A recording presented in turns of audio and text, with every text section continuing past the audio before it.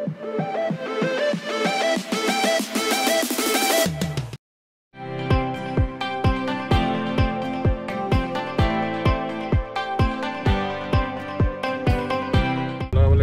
warahmatullahi wabarakatuh guys.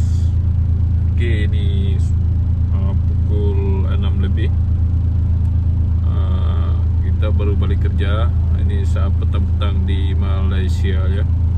Buat sahabat-sahabat yang belum, ini sekadar inilah informasi ataupun mematahkan argumen-argumen media-media yang selalu provokasi antara netizen Indonesia dengan netizen Malaysia, sehingga memburukan rakyat Indonesia sendirilah ya, terutama yang ada di Malaysia. Namun keadaan yang mereka sangkakan tentang negara Malaysia ini, tanpa mengetahui, tanpa berpijak ke tanah Malaysia sendiri, mereka membawa narasi sendiri dan mengutuk apapun yang terjadi yang ada di Malaysia. Namun sesungguhnya realiti kehidupan di Malaysia itu jauh berbeda dengan apa yang di media lain provokasi, hanya mencari keuntungan pribadi dan menjual narasi-narasi bodong ya. Jadi di sini saya ingin mengatakan kepada kalian makanya kalau nonton video-video itu dengarkan sampai habis supaya kalian tak boleh gagal paham. Oke, kita bahas sampai tuntas guys. Jadi ini dia guys, jika kalian memang membandingkan negara Malaysia itu ya, jangan ya, semua negara lah masih ada juga kekurangan dia dan kelebihan dia. Namun di Malaysia itu banyak kelebihan dia daripada kekurangan dia tentang perekonomiannya di Malaysia guys. Jadi tidak seperti yang dinarasikan oleh media-media provokator itu ya. Kita lihat, yang aku puji ini barusan wilayah Ipoh Perak ya. Belum lagi kalian kalau saya eksplorkan tentang Kuala Lumpur, ibu kota juga Malaysia sendiri. Nah, yang kalian narasikan selama ini yaitu di katanya di Jakarta ya, perkembangannya sudah maju. Oke, itu kita paham ya, karena memang di ibu kota itu harus maju ya, harus ini. Tapi pembangunan itu yang maksud saya tidak adanya pemerataan oleh pemerintah ya. Jadi buat kalian, mungkin kalian boleh lihatlah ini di hadapan saya.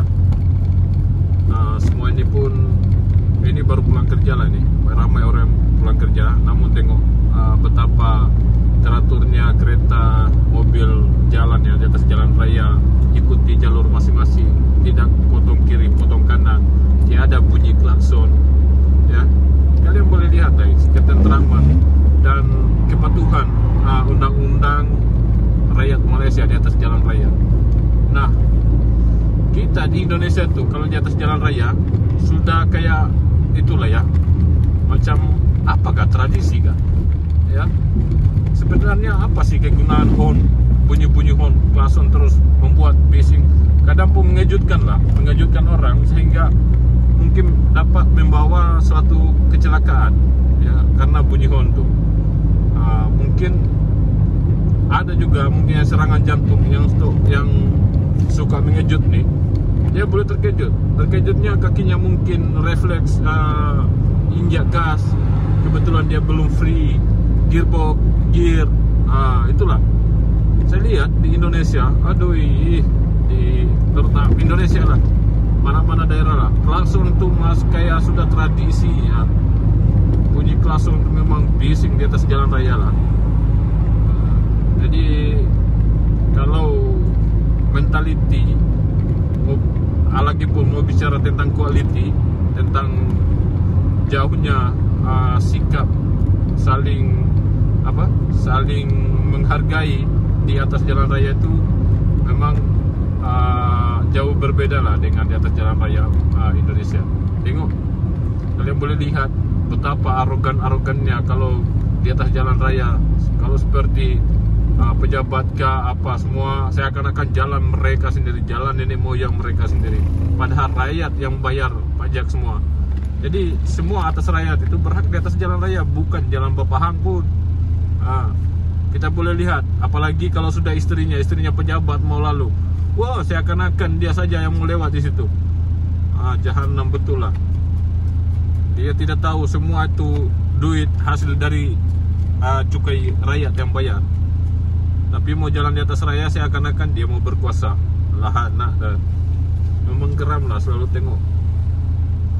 Kalian boleh lihat di Malaysia tuh, kecuali mungkin ada pengawalan ataupun apa ya, baru boleh mungkin dikawal dengan lalu lintas atau polisi traffic light. Kalau panggil sini polisi lalu lintas, kami akan bukakan jalan. Tapi kalau hanya dia pun pejabat, apakah di belakang kita kah, kita tak boleh bagi laluan. Sementara kita pun lalu mana? Sama-sama rakyat Malaysia itu sama-sama bayar cukai jalan.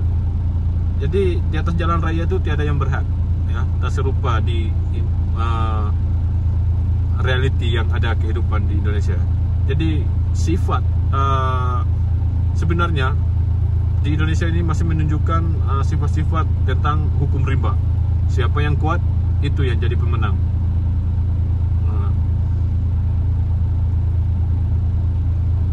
Tapi kalian boleh lihat guys, di atas jalan, lihat ini jam lagi, lampu merah ya. Betapa teraturnya. Di kiri saya ini disimpangkan lorong untuk motor ataupun yang mau belok ke kiri sana. Tapi kalau hang ambil laluan ini, tiba-tiba di sana yang mau ke kiri sudah hijau, namun yang lurus itu belum, akan menjadi masalah lah. Jadi begitulah guys, mungkin sampai di situ dulu penyampaian saya. Apa-apapun semualah, kalian terus follow, like, comment, share, dan subscribe channel ini agar kalian mengetahui perkembangan yang ada di Malaysia. Ini barusan Ipoh Perak ya guys. Ipoh Perak ini barusan membangun dalam 10 tahun lah, 10 tahun lebih dia membangunkan daerah-daerah dia. Namun saya yakin karena target kerajaan Kesultanan Perak itu, dia mau Perak ini dalam jangka 2030 juga sudah memasuki macam negeri yang maju lah, ya, yang siap bersaing dengan Penang, Selangor, ataupun wilayah persekutuan Kuala Lumpur lah. Jadi kepada sahabat-sahabat saya semua, mungkin ramai sahabat saya yang orang Malaysia, ya, jadi kalian perlu follow lah. Nanti insya Allah ada umur panjang, saya boleh kalau boleh follow saya, kalian akan melihat bagaimana nanti saya akan tunjukkan kepada kalian keadaan di kampung, ya, apa-apa saja yang ada di kampung. Ataupun kalau nanti ada yang subscribe saya, yang follow saya, sahabat saya yang dalam YouTube ini, kalau nak berkenaan dengan ataupun nak pergi bercuti ke dekat-dekat mana Indonesia, terutama bagian Sulawesi, dekat Sulawesi kampung saya tu memang banyaklah tempat wisata ataupun tempat-tempat bersejarah. Jadi nanti saya akan bawakan sana. Jadi kalian boleh beli tiket pulang pergi, masalah sampai sana saya tanggung. Okey. Sampai di sini dulu guys penyampaian saya, dengan akhir kata wabillahi taufiq wal hidayah. Wassalamualaikum warahmatullahi wabarakatuh.